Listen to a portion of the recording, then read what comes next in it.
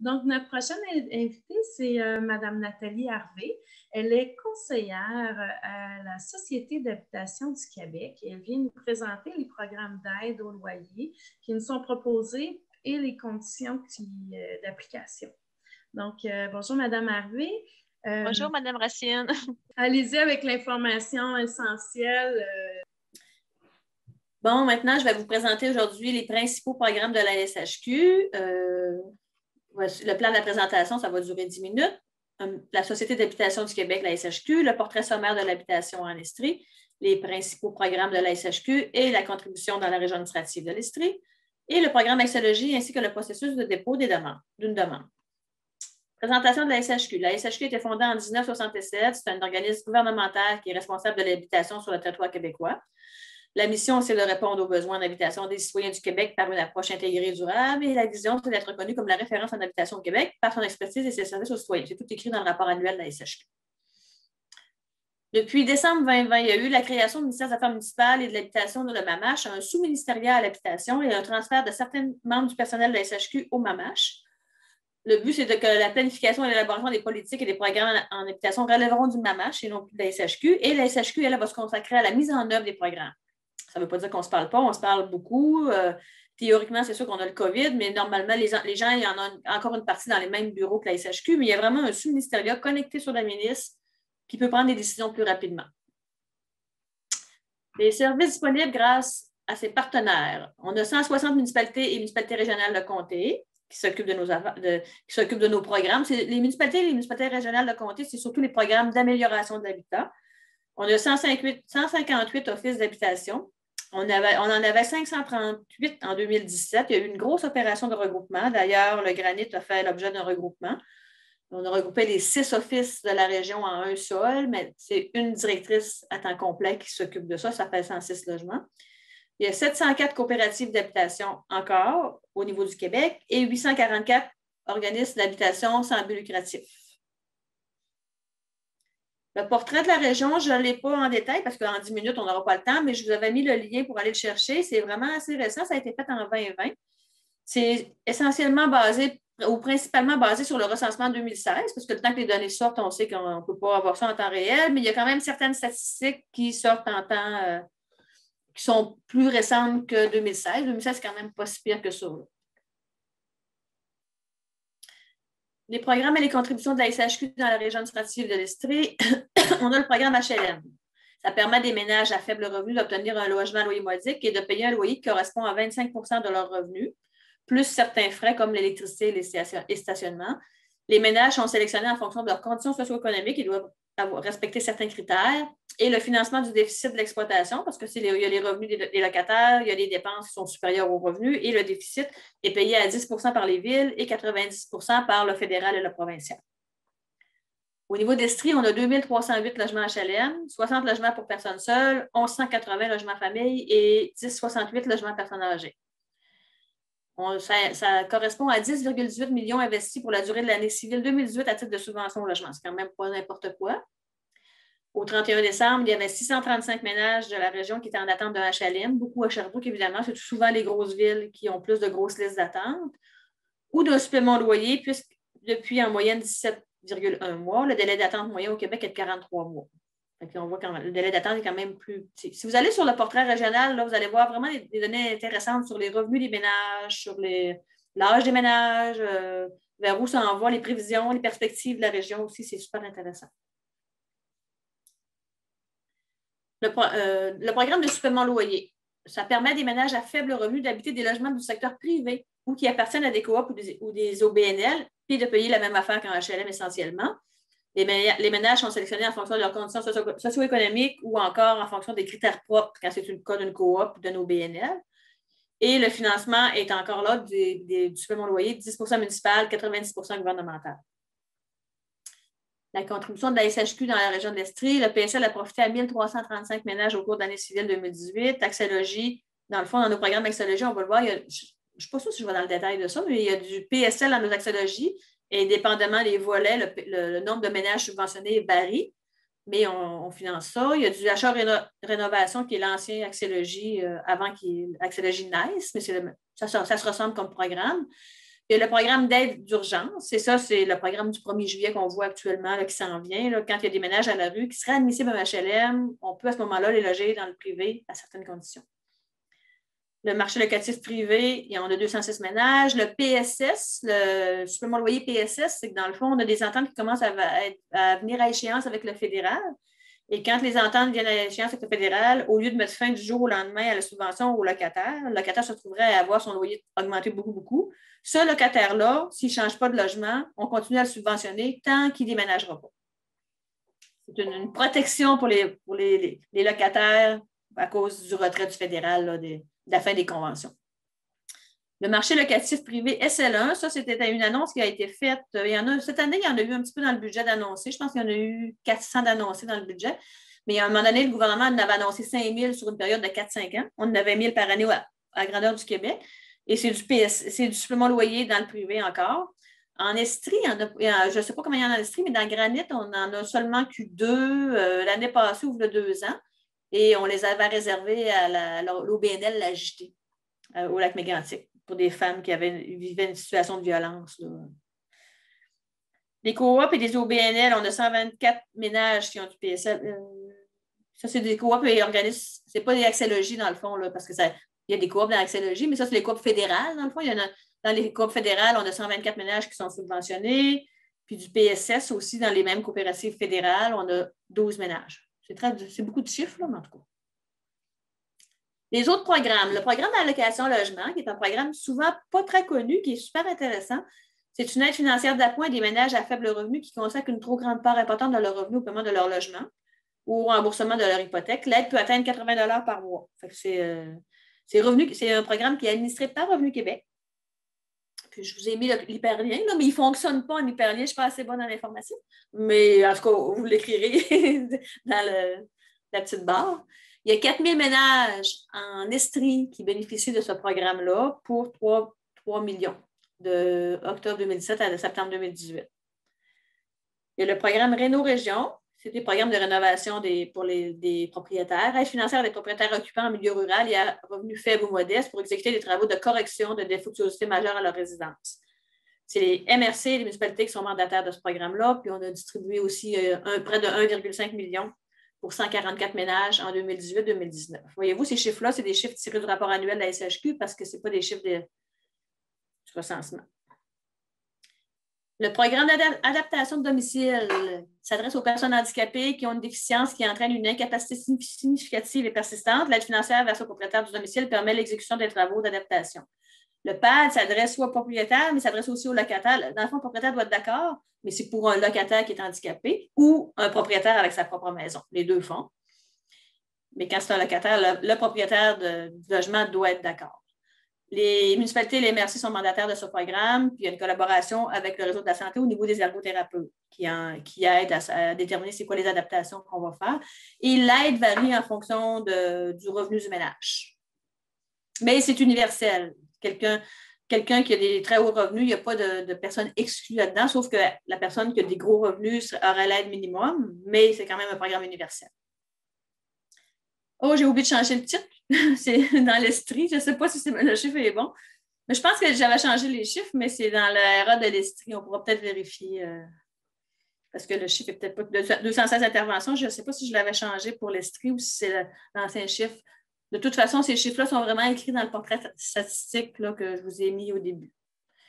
Le programme Rénovation Québec, ça ressemble un peu au PRR. Là. Le programme cadre qui appuie les municipalités qui se dotent d'un programme visant à améliorer le logement dans certains secteurs résidentiels. C'est un programme cadre. Et les villes doivent adopter un propre programme chez eux. Je ne pense pas qu'à Mégantic, j'aille ça, mais je ne suis pas au courant. Logement abordable Québec, programme qui a permis à des organismes de construire et d'offrir des logements de qualité à coût abordable. Voyez-vous, on voit les chiffres ici. C'est l'ancêtre d'Accès-Logis. Rénovation Québec, voilà, l'intervention sur l'habitation, bonification du programme Accès-Logis, l'aide financière additionnelle pour favoriser la réalisation d'unités résidentielles dans le cadre du programme Accès-Logis qui répondent aux objectifs et critères du PRQ. C'est toutes des petites statistiques de ménage. Et le programme d'intervention sur la mérule, je ne crois pas qu'on en a eu en Estrie. En Estrie, on a eu quand même, par exemple, le radon. On a fait beaucoup de tests de radon, mais dans les réseaux des OMH. Accès-Logis. Sommaire du programme, aide financière qui encourage le regroupement de ressources publiques, communautaires et privées. Il favorise la création de logements abordables pour les ménages à revenus faibles ou modestes ou pour des clientèles qui ont des besoins particuliers en habitation. Il y a une subvention à la construction et il y a une subvention aux personnes à l'intérieur des projets aussi. Au 31 mars 2019, le programme profitait à 1 391 ménages. On a 861 logements dans le cadre de volet 1. Le volet 1, c'est des personnes seules, familles et personnes âgées autonomes. Si je regarde à Mégantic, le seul volet 1 qu'on a, c'est la coop de la Fontaine. Ils ont fait 2 projets volet 1. On a 306 logements volet 2, personnes âgées en légère perte d'autonomie. Dans Mégantic, dans Granit, on a 0 volet 2 actuellement de réaliser. Il y en a sur les cartons en réflexion, si on veut, parce qu'il y aurait peut-être un besoin là-dessus. Et maintenant, dans le volet 2, désolée, c'est pas prévu que ça pop pas. Dans le volet 2, les organismes, les OBNL ou les coops, mais c'est surtout les OBNL, doivent être certifiés, doivent obtenir la certification du M3S. Là. Dans le volet 1, le taux de. Le volet 1 le volet 2, le taux de PSL, ce qu'on voyait tout à l'heure, le nombre de ménages subventionnés qui vivent à l'intérieur de ce projet-là, avant, il était de 20 à 50 %. Maintenant, depuis un an ou deux, il est rendu de 50 à 80 %. Ce qui veut dire que si on fait un projet de 30 logements, il y en a 50 à 80 % des locataires qui vont aller vivre là-dedans, qui doivent respecter nos seuils maximum de revenus. Et ces locataires-là vont être subventionnés pour la partie résidentielle. Parce qu'il y a toujours une partie résidentielle et une partie service, là, les services de repas, des choses-là. Ça, nous, tout ce qu'on vérifie, c'est que c'est équilibré. Mais on ne donne pas de subvention là-dessus, on fait juste subventionner la brique. Là.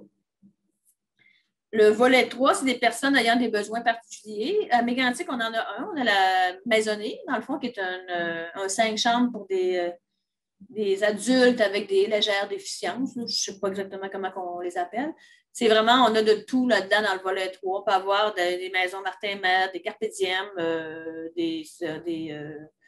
j'ai de la santé mentale, j'ai de la déficience intellectuelle, il y a des autistes aussi. On commence à avoir des petites maisons pour les autistes. Il y a plein de projets comme ça. C'est toutes des clientèles avec des volets particuliers. Dans le volet 3, il y a 2 types de volets 3. Tu as les hébergements plus temporaires. Dans les cas comme ça, je pense que la subvention, mais je ne sais pas, Daniel aurait été meilleur que moi, la subvention est plus élevée, mais il n'y a pas de PSL parce que ces gens-là n'ont pas de beaux, sont là pour temporairement pour une période. Et tu as les volets 3 permanents. Quand c'est du volet 3 permanent, 100 % des locataires sont subventionnés. Souvent, c'est des personnes sur l'aide sociale avec des contraintes sévères à l'emploi. Souvent, c'est ça. Le programme Axologie est en révision, par exemple. Je ne peux pas vous dire comment ça va aboutir, je ne le sais pas. Axologie, encourager le regroupement. OK. Voyez-vous ici, j'ai sorti les dernières statistiques intéressantes quand même au niveau du taux d'inoccupation et Mégantic est très, très bas. Hein? Très, très, très bas. En bas de 2 % on considère que c'est bas, puis vous êtes à 0,7. Ce qui veut dire que se trouver un logement, c'est difficile à Mégantic.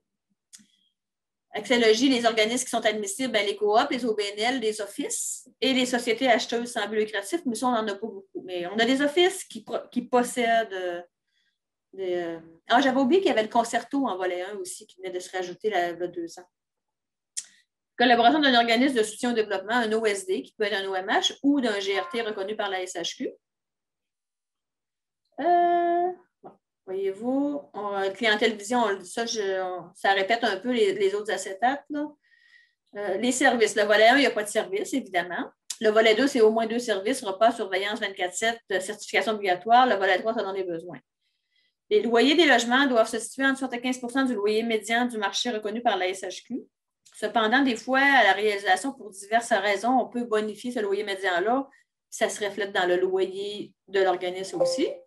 Puis voyez-vous, l'aide offerte, je m'excuse, hein, je ne sais pas comment faire ça quand je présente ça, puis mes courriels, des courriels rentrent.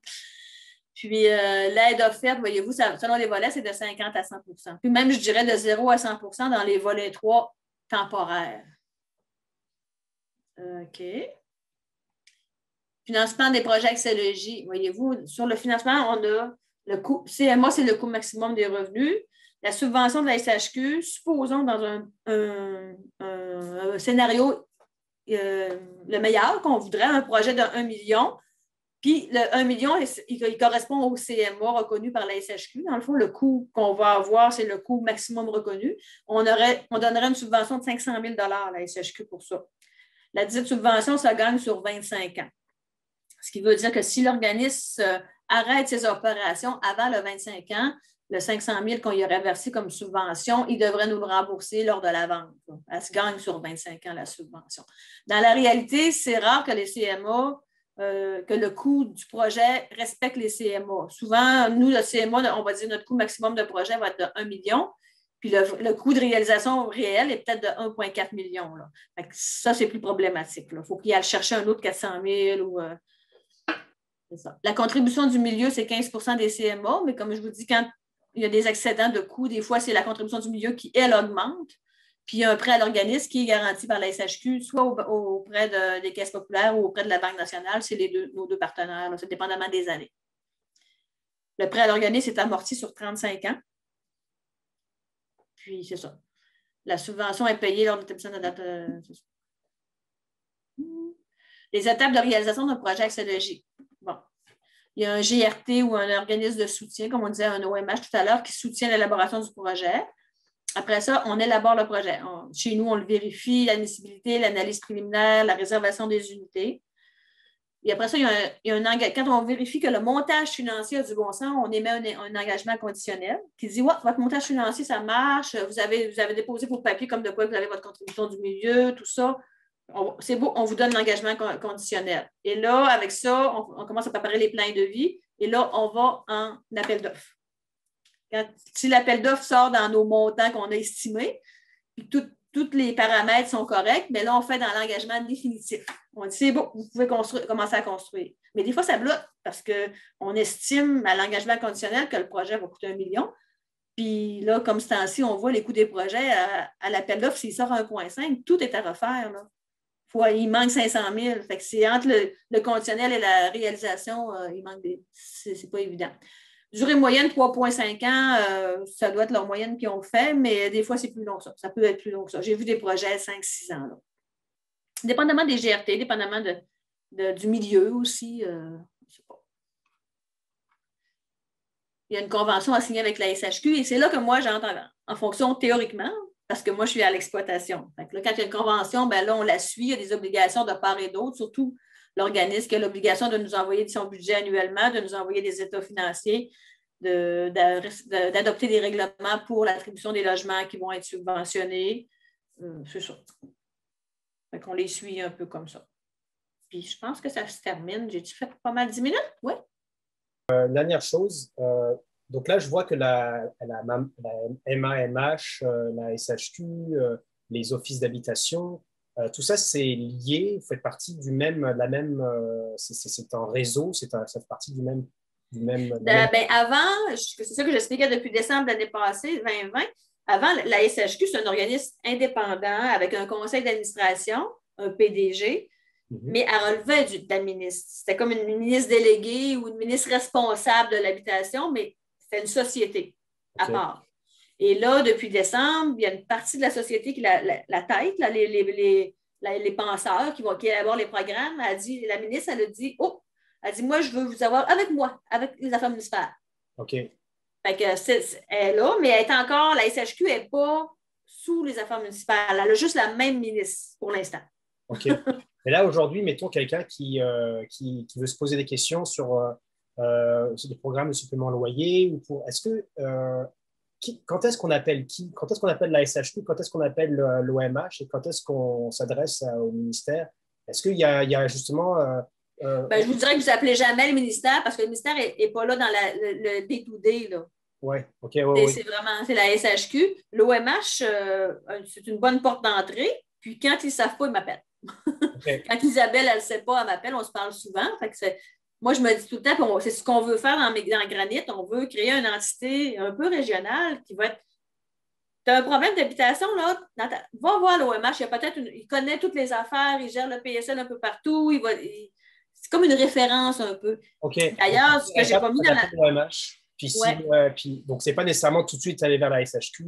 C'est d'abord passer par l'OMH qui, eux, sont là pour intervenir et connaissent bien le territoire. Et puis, s'il y a besoin, l'OMH va se charger de contacter la SHQ. Monsieur, madame, tout le monde ne vont pas nécessairement. Il n'y a pas de procédure établie, mais ça serait une bonne façon de faire.